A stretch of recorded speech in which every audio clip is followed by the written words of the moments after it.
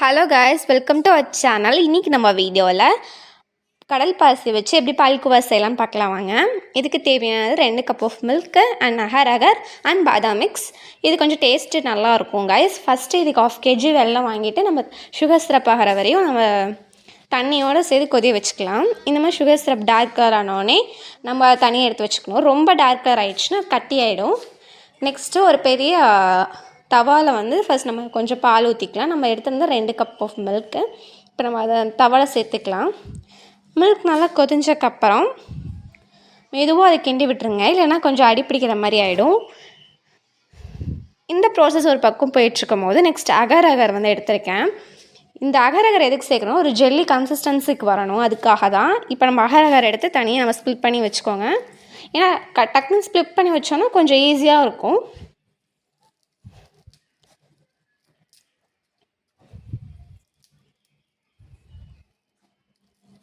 நான் அகர் அகர் கிட்டத்தட்ட ஒரு பிளேட் லைக் ஸ்ட்ரக்சரில் இருந்துச்சு அந்த பேக்கில். அதில் ஒரு பிளேட் ஃபுல்லாக நான் எடுத்திருக்கேன் அகர் அகர்.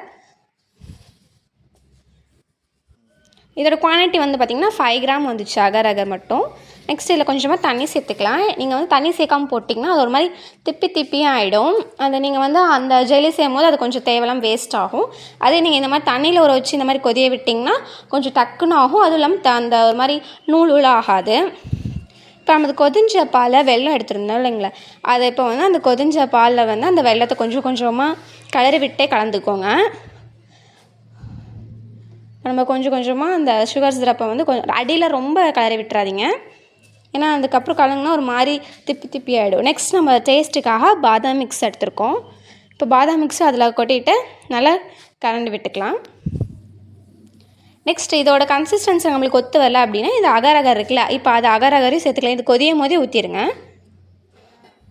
இப்போ உங்களுக்கே பார்த்தோன்னே தெரியும், ஒரு மாதிரி ஜெல்லி கன்சிஸ்டன்சிலேயே மேலே திப்பியாக நிற்கும். அதை வச்சு நீங்கள் கண்டுபிடிச்சிடலாம். ஒரு மினிமம் ஒரு 2 மினிட்ஸ் மட்டும் அடுப்பில் வைங்க அந்த எல்லா மிக்சரையுமே.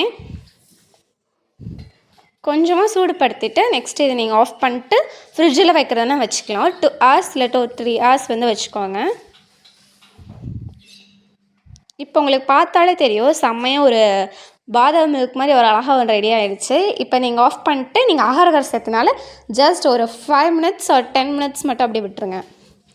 இப்போ நம்ம அந்த கொட்டி வைக்கிற பிளேட்டில் கொஞ்சமாக கீ ஸ்ப்ளிட் பண்ணிவிட்டு நம்ம சேர்த்து வச்ச அந்த மிக்சர் அதில் கொட்டிக்கோங்க. நீங்கள் ஃப்ரிட்ஜில் வைக்கணும்னு நினச்சிங்கன்னா ஒரு 15 மினிட்ஸ் to 20 மினிட்ஸ் வச்சு எடுத்து சாப்பிடுங்க. செம்ம டேஸ்ட்டாக இருக்கும் கைஸ். இந்த டிஷ் உங்களுக்கு பிடிச்சிருந்தா மறக்காமல் சேனல் லைக் அண்ட் சப்ஸ்கிரைப் பண்ணிக்கோங்க. மறக்காமல் ஷேர் பண்ணுங்கள். இப்போ உங்களுக்கு தெரிஞ்சிருக்கும் நாங்கள் கொட்டி வச்ச வேறு பிளேட்டு, பட் அது டக்குன்னு ஆகாதனால நாங்கள் இன்னொரு பிளேட்டில் அதை ஷேர் பண்ணிட்டோம். நெக்ஸ்ட் நீங்கள் கட் பண்ணும் போது உங்களுக்கு டெக்ஸ்சர் தெரியும், அது டெக்ஸ்சர் எப்படி இருக்குன்னு. அப்படியே செம ஜெல்லியாட்ட ஒரு ஃபீல் கொடுத்துச்சு. அதனால தான் நம்ம ஃபஸ்ட்டு அகர் அகர் சேர்த்துட்டோம்.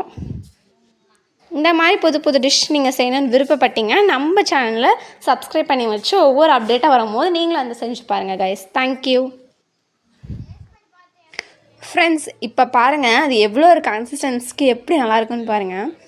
நாங்கள் அப்படியே இந்த வாயில் எடுத்து போட்டால் போதுங்க, அப்படியே வலிக்கிட்டு போகிறதில் ஒரு செம்ம டெக்ஸ்சரில் நம்மளுக்கு கிடச்சிருக்கு. இந்த மாதிரி உங்களுக்கு டிஷ்ஷஸ் வேணும்னா மறக்காமல் மிஸ்டர் லென் டெக் சேனலை சப்ஸ்கிரைப் பண்ணி லைக் அண்ட் ஷேர் பண்ணுங்கள். என் தம்பிகிட்டலாம் இந்த டிஷ்ஷை கொடுத்தோன்னே அவன் எக்ஸ்ப்ரெஷனை பாருங்கள் கைஸ்.